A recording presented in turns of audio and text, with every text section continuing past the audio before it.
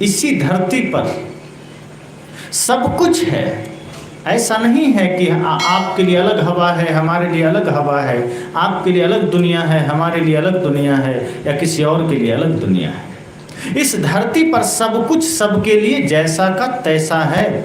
लेकिन इतने ही लोगों के बीच कितने ऐसे लोग होंगे जो रोज दवाई खाते होंगे, और कितने ऐसे हैं जो कभी दवाई नहीं खाते। वही हवा है, वही घर है, वही द्वार है, वही गांव है, वही पेड़ पौधे हैं।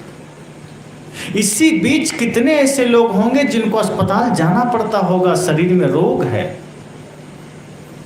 कितने ऐसे लोग हैं जो अस्पताल के मुंह नहीं देखे होंगे। व्यक्तिगत मैं अपनी बात करूं, 11 साल हो गए, ना अंग्रेजी दवा खाई कभी, ना डॉक्टर से मिलना हुआ, ना अस्पताल गया।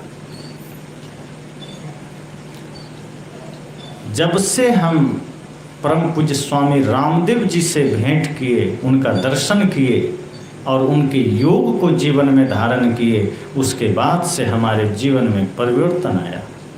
सर्दी जुकाम से ज़्यादा कुछ होता ही नहीं है, और वो भी सिर्फ यात्रा की वजह से, यहाँ वहाँ आने जाने के कारण, या धूल धुआं आदि कुछ वजह से। वरना ऐसी कोई समस्या नहीं आई जिसके लिए मुझे अंग्रेजी दवा खानी पड़े। और मेरे जीवन का तो प्रण है कि प्राण निकले तो स्वीकार है, लेकिन अंग्रेजी दवा इस शरीर में अब नहीं जाएगी। आयुर्वेद हमारे देश की संस्कृति है। आयुर्वेद इस भारत की आत्मा है जो हर व्यक्ति को जीवन दे सकता है। लेकिन मैंने कहा, प्रयोग हम कैसे करते हैं, सदुपयोग हम कैसे करते हैं, किसी भी चीज का उपयोग हम कैसे करते हैं। इस प्रकृति में सब कुछ है, इस हवा में, इस सूरज में, इस नेचर में सब कुछ है। अगर आप आज प्रकृति से जुड़ जाएं, आज आप स्वस्थ हो जाएंगे। हम प्रकृति से दूर होते चले जा रहे हैं, जीवन हमारा बिखरता चला जा रहा है। आज हर आदमी घुटने का मरीज, हर आदमी शुगर का मरीज, हर आदमी ब्लड प्रेशर का रोगी। ये 3-4 चीज़ें तो ऐसा है जैसे समझ लो एकदम आम बात हो गई। बहुत लोगों के घरों में जाना होता है तो ऐसा मालूम पड़ता है हर व्यक्ति का घर एक छोटा सा मेडिकल स्टोर हो गया है। किसी न किसी रूप में सबके टेबल पर 10-20 दवाइयाँ मिल जाएगी। बिना दवाई खाए किसी का शुगर कंट्रोल नहीं होता, किसी का बीपी कंट्रोल नहीं होता। क्या है ये? हम प्रकृति से दूर होते चले जा रहे हैं, शरीर रोगी होते चले जा रहा है। यहीं बहुत से बुजुर्ग बैठे हैं, आप इनसे पूछिए, बहुत कम दवा खाए होंगे जीवन में।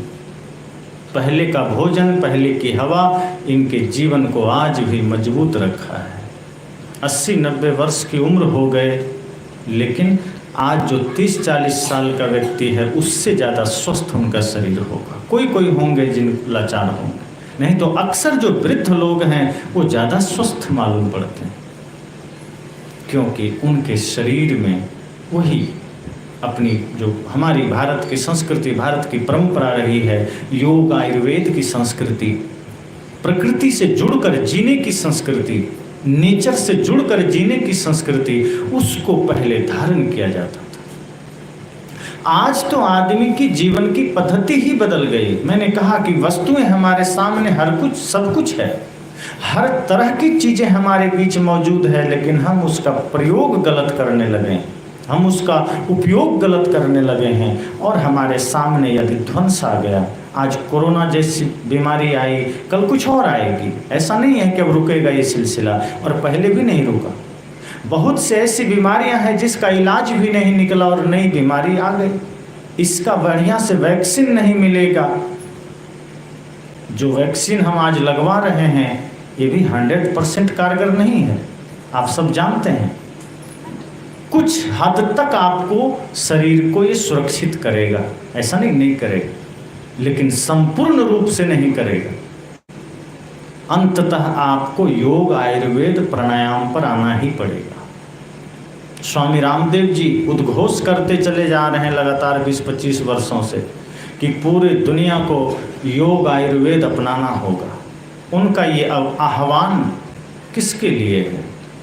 उनके पास भी सुविधाएं हैं, उनके पास भी धन है, उनके पास भी दौलत है, लेकिन उसका प्रयोग वो भारत को समृद्ध बनाने में कर रहे हैं। उनका प्रयोग वो दुनिया को समृद्ध बनाने में कर रहे हैं, दुनिया को स्वस्थ बनाने में कर रहे हैं, और सबसे ज़्यादा भारत को, क्योंकि भारत हमारा देश। और अभी आप सब जानते हैं, कुछ दिन पहले, ज़्यादा दिन नहीं हुआ, एक विवाद छिड़ गया था जब स्वामी रामदेव जी ने कहा कि अस्पताल में जो जाता है वो मर के आता है, और ये कोई गलत बात नहीं है। अस्पतालों में अक्सर व्यक्ति जाता है, मनमाना ढंग से बिल बना दिया जाता है, ये जांच वो जांच, दुनिया भर का 20-25 हज़ार का तो जांच का ही चक्कर लगा देता है। उसके बाद इलाज के बाद 2 लाख 5 लाख, जब बड़ी बीमारी आपके पास आ जाए, उसके बाद कहीं अस्पताल चले गए तो खेत खलिहान भी बेचना पड़ेगा, और उसके बाद अंत में कह देगा आई एम सॉरी, गए काम से, कुछ कर भी नहीं सकते। कितने लोग मरते चले जाते हैं। ये एक साजिश है, और ये चारों तरफ ये हंगामा भी हुआ कि स्वामी रामदेव जैसे व्यक्ति ऐसा कैसे बोल दिए, गलत बात है, ऐसा नहीं है। लेकिन सब जानते हैं अस्पतालों में किडनी चोरी होती, सब जानते हैं अस्पतालों में क्या क्या शरीर से काट कूट के निकाल के बेच दिया जाता है। ऐसा हमारा कोई वैद्य नहीं करते थे, ऐसा आयुर्वेद में नहीं होता है, लेकिन ये एलोपैथ का जो महाकाल है, महारोग है। हालांकि इसमें भी जो बची है, जो कुछ उनके वजह से चिकित्सा आज भी लोगों को प्राण बचा रहा है। लेकिन ऐसे डॉक्टर बहुत कम हैं जो व्यक्ति के प्राणों को बचा सके। अगर आप तत्काल समस्या में हैं, एलोपैथ आपको जीवन बचा सकता है, लेकिन ऐसे डॉक्टर्स कम हैं। लेकिन अधिकांश बड़े बड़े अस्पतालों में सब राक्षस बैठा है, जो देख लिया कि यह आदमी बीमार है, उसका गलत फायदा उठाना है। आदमी के ऑपरेशन के नाम पर कुछ से कुछ काट के उसका अंग बेच दिया जाता है, ये होता है। और अगर इसके लिए कोई संत आवाज़ उठाए तो गलत नहीं है। IMA के डॉक्टर जो हैं, अध्यक्ष हैं, हम देख रहे थे वीडियो, उम्र लगभग बराबर होगा स्वामी रामदेव जी का और उन लोगों का, लेकिन स्वामी रामदेव जी तंदुरुस्त, का बाल काला, चेहरे में चमक, स्फूर्ति, और वो उम्र उतनी ही, लेकिन उसको लगे कि जैसे शरीर में 10 प्रकार का रोग है, चश्मा लगा हुआ, और वो आदमी कह रहा है ये क्या बोल रहा है। कहने का मतलब है कि उसको भी धन मिला, पद मिला, वस्तु मिली, लेकिन उसने क्या किया। और एक सन्यासी को भी पद मिला, वस्तु मिली, अपने तप से पाया, मिला नहीं, अपने श्रम से पाया, लेकिन लोगों को आरोग्य दिया, लोगों को जीवन दिया। इस धरती पर हर किसी को मिलता है। आपको भी सांसें मिली है, आपको भी शरीर मिला है, आपको भी प्रकृति ने सब कुछ दिया है। कोई आदमी कहता है क्या करें, हमें तो कुछ नहीं मिला। कैसे नहीं मिला?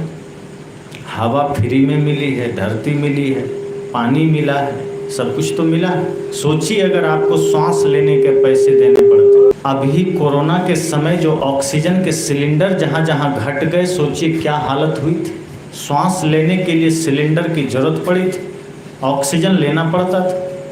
अगर वही स्थिति यहाँ हो जाए, वही स्थिति यहाँ हर जगह हो जाए गांव घर में, कि आप जो श्वास खुले हवा में ले रहे हैं, ये श्वास न ले पाएँ, सबको सिलेंडर लेके लेना पड़े पैसा देके, सोचिए जो गरीब आदमी हो ले पाएगा? कई दिन ले पाएगा? लेकिन सांसें हमें फ्री में मिली है, सूरज का प्रकाश हमें फ्री में मिला है। सोचिए अगर सूरज का प्रकाश के लिए भी पैसे देने होते। धरती पर चलना भी तो फ्री है, पानी भी फ्री है। ये अलग बात है कि अब आप बाजार जाते हैं तो आपको पानी खरीदना पड़ता है, क्योंकि ज़माना बदल गया है। पहले जैसा शुद्ध कहीं रहा नहीं, शहर गंदा हो गया। जहाँ भी आप खुले नल का पानी लेंगे, क्या भरोसा हो टंकी में 15 दिन का पानी है कि महीना दिन का है। पी लेंगे, कहीं बीमार हो गए, क्या होगा? इसलिए लोग बोतल का पानी खरीदता है कि चलो फिल्टर पानी है पी लेते हैं, 15-20 रुपए खर्च हो जाए कोई बात नहीं। लेकिन फिर भी आपको पानी फ्री में ही कहा जाएगा, क्योंकि शहर ना जाए तो गांव में तो फ्री ही, नल में फ्री आता है। अब इन सारी चीजों को अगर पैसे देने होते तो आप क्या करते? जीवन की कल्पना जरा कीजिए। लेकिन सब कुछ मिला है, तो वही सांसें आपको भी मिली है, वही प्रकृति का सब साधन आपको भी मिला है, सबको मिला है। लेकिन उसी में कुछ लोग सत्कर्म कर जाते हैं, उसी में कुछ लोग उसका सदुपयोग करके जीवन को बहुत सुंदर बना जाते हैं, और उसी में कुछ लोग उसका दुरुपयोग कर जाते हैं।